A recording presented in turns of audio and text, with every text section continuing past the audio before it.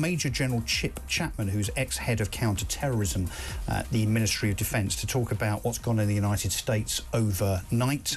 Not one but two potential terror attacks, one in New Orleans and one in Las Vegas. So let's talk about that and see if there's any updates, albeit obviously that time zones notwithstanding, it's very, very early in the middle of the night in the United States. So although we have seen some press statements from the mayor, the head of police over there, and the FBI, I'm not sure we'll get anything else in terms of official update for a little while. But Major General Chapman, thanks for joining me.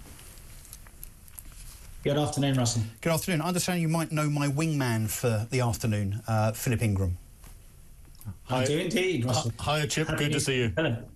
So we couldn't ask for, although the circumstances are obviously horrifying, we couldn't ask for two better guests to pontificate about what has happened. I'm not sure if there have been any updates, Chip, have they, over the last hour or so? I don't know if you know anything that perhaps we haven't already reported. Obviously two incidents, one in Las Vegas outside a Trump hotel, which was a hired cyber truck that blew up. Elon Musk, of course, has come out and stated that it is nothing to do with the vehicle itself in terms of its composition. I think that was perhaps the initial thought or fear, but indeed that it was laced with fireworks stroke a bomb in the load bed, according to Elon Musk, and other such combustibles. So obviously that has gone up, killing the driver and injuring many others. And almost at the same time, this horrifying scene in New Orleans, which is a seeming Muslim convert with an Islamist flag, an ISIS flag, on the truck that he drove into, revellers, killing 15 people. So, of course, the speculation, Chip, is that these are potentially linked. I presume that in your world and Philip's world, is there such thing as a coincidence in these instances? I suspect that they're not linked. So the methodology is different for a kick-off, and the geography is different. Let me just explain those. So it used to be that we talked about a penetrative vehicle attack. That is what is now really called as vehicle as a weapon. That was the methodology in New Orleans. And the one in Las Vegas, it would be what we call a non-penetrative vehicle attack. That is, the vehicle itself is the weapon as the stationary thing. So the methodology is different. It looks like the name of the guy in Las Vegas has also been released, and people again are making a correlation that potentially they served at the same base. It looks completely different. The guy in Las Vegas looks like he was a Special Forces soldier for 19 years, completely different makeup than the chap in New Orleans in terms of, you know, the ISIS flag and what looks like to be his social media output. So you have to be quite careful on these things of making a correlation between the two. What is probably going to be common between the two, should the second one be a terrorist attack, is, of course, they both had some sort of ideology.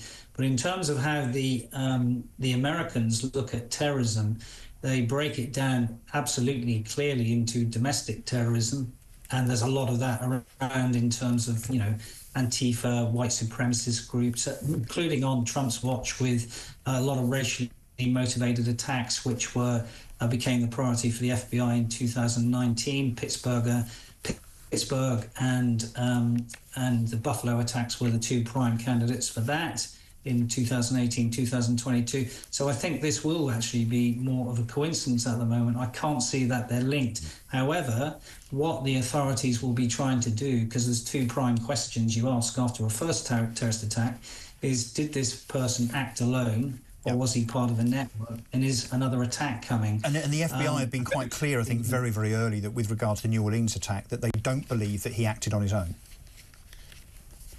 That's right, but what looks, again, slightly curious is if you look at the big four outside of air attacks, and I mean, you know, using hostages in planes a la 9/11, really talk about vehicle as a weapon, bladed weapons, a long-barreled weapon, you know, semi-automatic weapon attack, and explosives. And this, the one in New Orleans, looked to have three of those characteristics. Vehicle as a weapon, he had a long-barreled weapon, and there seemed to be explosives in the vehicle, and may have been explosives around the town.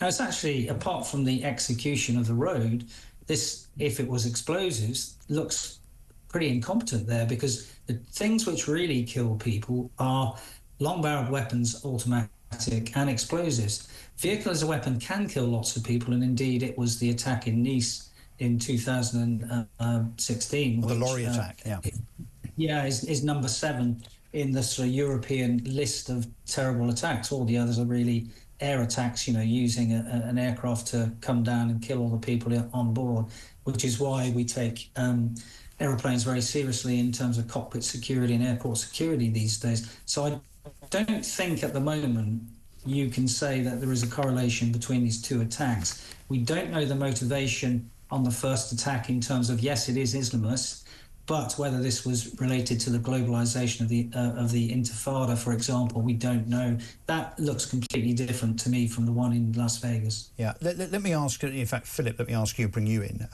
Do we think that, given particularly what Joe Biden, the President of the United States, has said with regard to FBI intelligence on the New Orleans attacker in particular, do we think there's been a failure of intelligence here?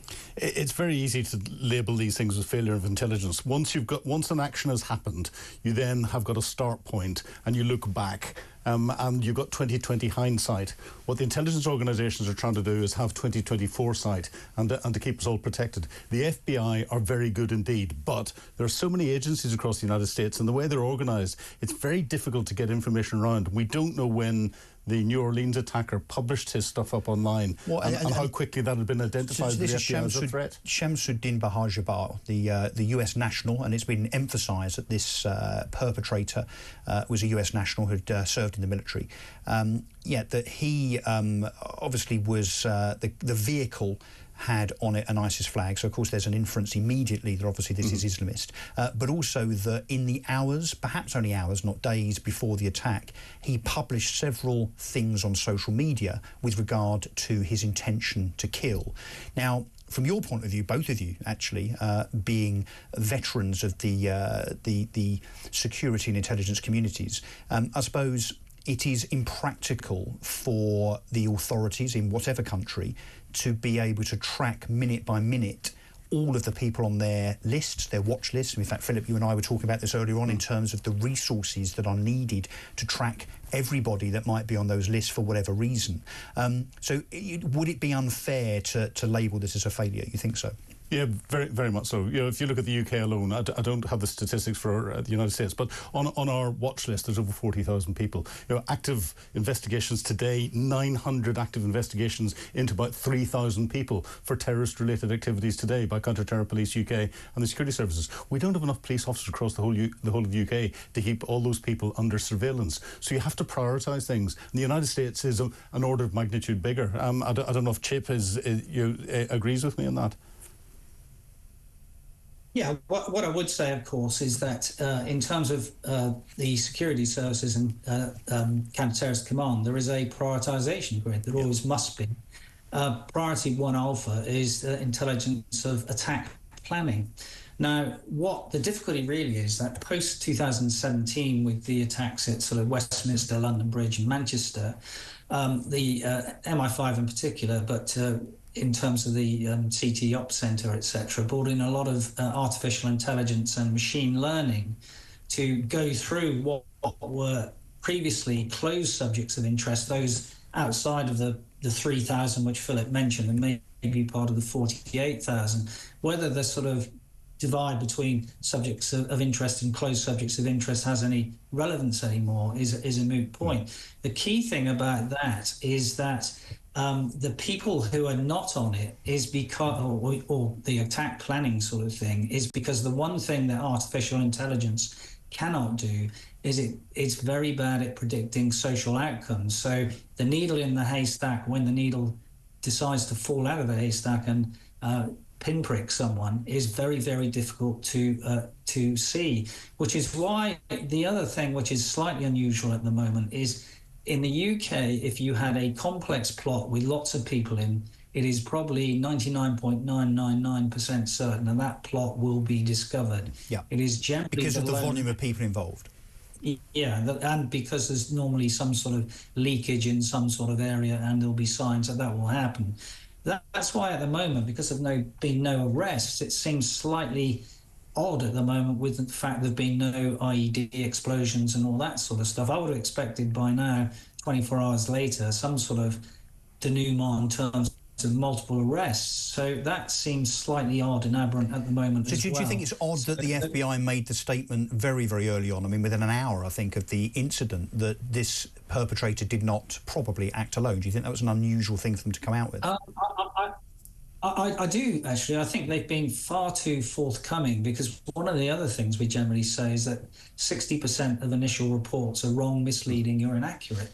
The last thing you want to do is give that sort of inaccurate detail out. So I think some of the things that have been said will be proven to be inaccurate, where there's been a rush to get into the media, which is often the wrong thing to do in the counter-terrorist sphere, when you need to use considered evidence. Let me give you an example from last night.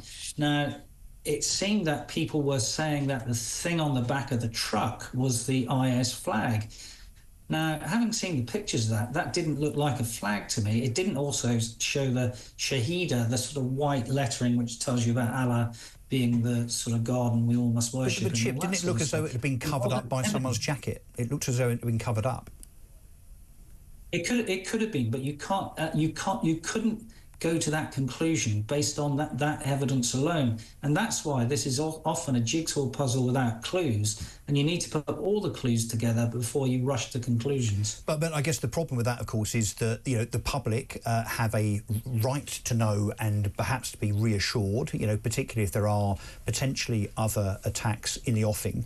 And obviously we know from the UK, in terms of, it seems a vacuum of knowledge and information, and indeed potentially some would say misinformation over certain instances, that of course the public demand to know, and perhaps also those individuals in power, dare I venture, particularly as per the FBI lead, the deputy, I think, that made an announcement very, very quickly after the New Orleans incident last night, that actually contradicted everybody else by saying that she didn't think that this was a terrorist incident. Now, maybe there's a bit of limelight, a limelight issue here, insofar as, yes, filling a void, filling a vacuum, but also people rushing to grab their 5 minutes of fame in front of the cameras at the lectern, and in doing so perhaps misspeak.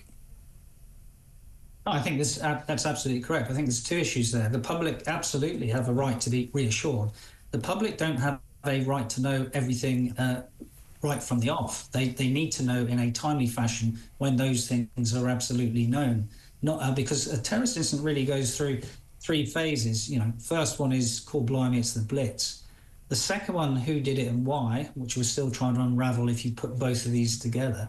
And the third one is, who can we blame? That's why you've already got this gone to this notion of, did the authorities make a bit of a balls up by not preempting this? Well, and Chip, let me ask Philip, do you think also there's a political motivation here when Chip talks about wanting to blame, or wanting to know who to blame, that there are certain factions within politics that want this to be Islamist, for instance, to prove a point? I think politicians will jump at anything that they think will give them a little edge over another politician, and it's not necessarily that. But adding to what Chip's been saying, from an intelligence perspective, the one thing that I found was the difference in psychology between the Americans and the British is the Americans would react to every bit of intelligence that came in from a source as a tipper.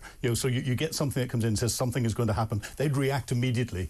We in the UK would recognise, as Chip said, that 60% of the time it was not going to be accurate, and we'd have a bit of soak time, and my soak time was to go and make a cup of tea if it wasn't that urgent. The Americans don't, they react to everything, and that's why we're probably getting some of the mismessaging coming out of the authorities. OK, well, this will develop and run.